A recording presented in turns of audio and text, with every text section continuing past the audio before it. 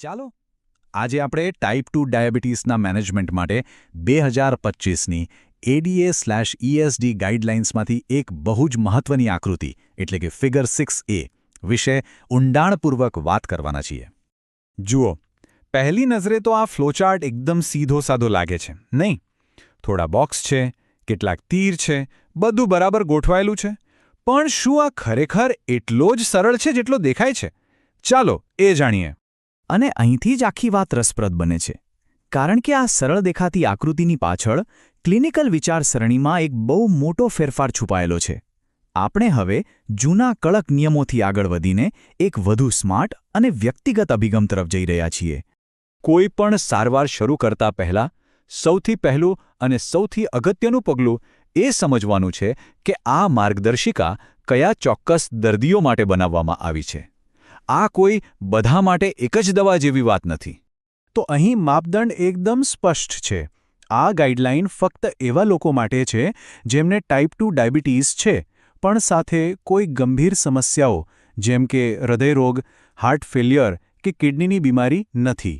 અને તેમનું BMI પણ સામાન્ય હોવું જોઈએ. હા, એશિયન ભારતીયો માટે આ મર્યાદા 23 છે, 25 નહીં. એટલે કે આ એક ખૂબ જ ચોક્કસ જૂથ માટે છે. ચાલો એક ઉદાહરણથી સમજીએ. ધારો કે એક 42 વર્ષના ભાઈ છે જેમનું BMI 22 છે અને HbA1c 7.6% છે. તેમને બીજી કોઈ જ તકલીફ નથી. બસ આવા દર્દી માટે આ ફ્લોચાર્ટ એકદમ બંધબેસતો છે. આ સ્પષ્ટતા ખૂબ જ જરૂરી છે. સારો, હવે આપણને ખબર છે કે આ કોના માટે છે. તો અલ્ગોરિધમનું પહેલું પગલું શું છે? કોઈપણ દવા શરૂ કરતા પહેલાં લક્ષ્ય નક્કી કરવું. આ પાયાનો સિદ્ધાંત છે.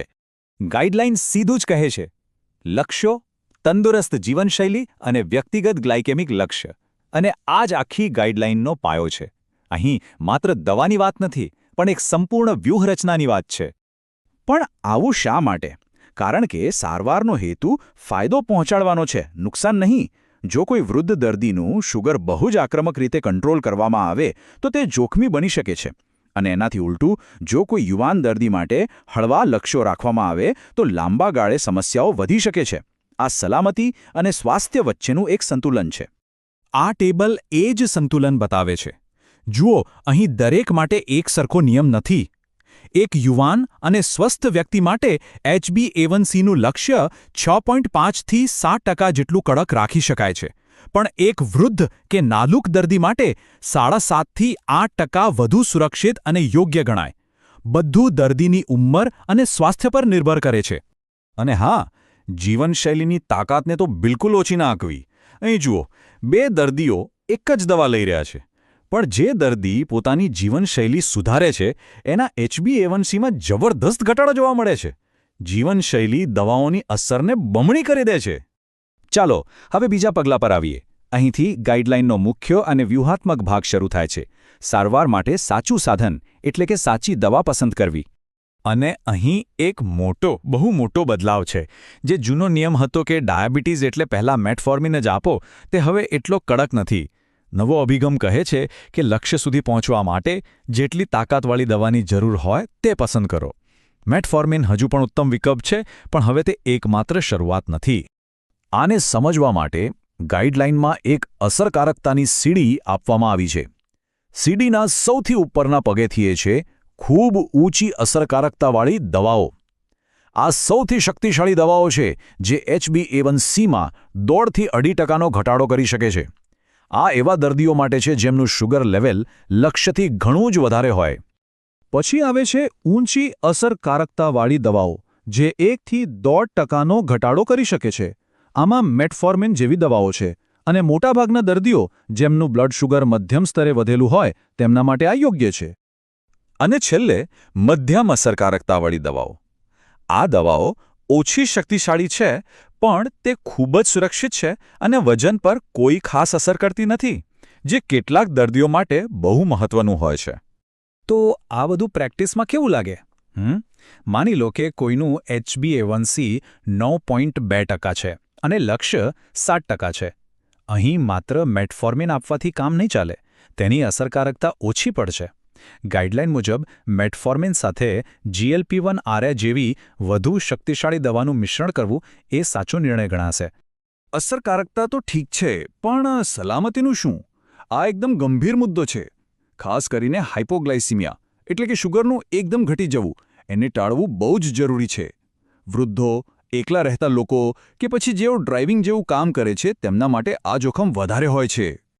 પણ માની લો કે સારવાર છતાં પણ ધાર્યું પરિણામ નથી મળતું, તો શું?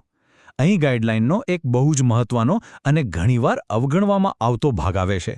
આડા અહીં એકદમ સ્પષ્ટ સૂચના આપે છે: રોકાઈ જાઓ. જો લક્ષ્ય પ્રાપ્ત ન થાય તો તરત જ બીજી દવા ઉમેરવાની ભૂલ ન કરો. આ એક સામાન્ય પ્રતિક્રિયા હોય છે, પણ તે હંમેશા સાચો જવાબ નથી.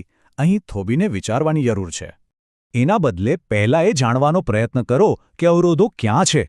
શું દર્દીને ડાયાબિટીસને જાતે મેનેજ કરવા માટે પૂરતું શિક્ષણ મળ્યું છે? શું CGM જેવા સાધનથી તેમના શુગરમાં થતા છુપાયેલા ઉતાર-ચઢાવને તપાસ્યા છે? અને શું દવાઓના ખર્ચ જેવી સામાજિક સમસ્યાઓ નડી રહી છે? આ અવરોધોને દૂર કરવા ખૂબ જ જરૂરી છે. આનું એક ઉત્તમ ઉદાહરણ જોઈએ. એક દર્દીનું HbA1c ઊંચું જ રહેતું હતું, પણ CGM લગાવવાથી ખબર પડી કે સમસ્યા તો રાત્રિ ભોજન પછી ભાત ખાવાથી આવતા મોટા ગ્લુકોઝ સ્પાઇક્સમાં હતી.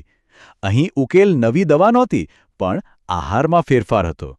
આ જ તો છે સાચો અને અસરકારક અભિગમ. તો આ બધી ચર્ચા પરથી આપણે શું શીખ્યા? આ આખી ગાઈડલાઈન પાછળની ફિલોસોફી શું છે? ચાલો એને સમજીએ. આખી વાતને 5 મુખ્ય સિદ્ધાંતોમાં વહેંચી શકાય છે. પહેલાં લક્ષ્ય નક્કી કરો. બીજું, લક્ષ્ય અને વાસ્તવિકતા વચ્ચેના તફાવત મુજબ દવાની શક્તિ પસંદ કરો. ત્રીજું, હાઇપોગ્લાયકેમિયાથી બચો. ચોથું, દવા વધારતા પહેલાં અવરોધો શોધીને તેને દૂર કરો. અને પાંચમું, જો જરૂર પડે તો વિલંબ કર્યા વિના સારવારને આગળ વધારો.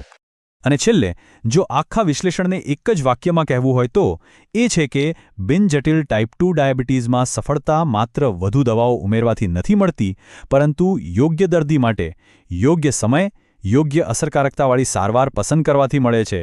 આ એક બહુ જ શક્તિશાળી અને યાદ રાખવા જેવો વિચાર છે.